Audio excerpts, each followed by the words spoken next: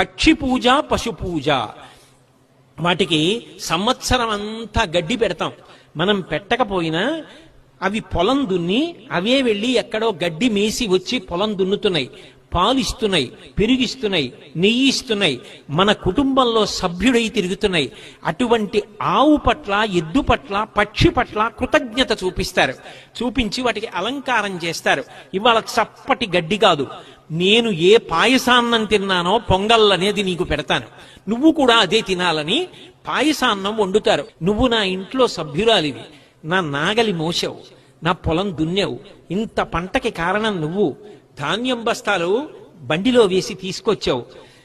ఇవాళ ఆవు పాలిచ్చింది, దూడలు పెట్టింది, అవి పెరిగి పెద్దవవుతుంటే ఆనందిస్తున్నాను, నాతో పాటు నువ్వు కూడా భోగం అనుభవించు అని పెడతారు. పటుల పట్ల, పశువుల పట్ల కూడా కృతజ్ఞత ప్రకటించగలిగిన విశాల హృదయము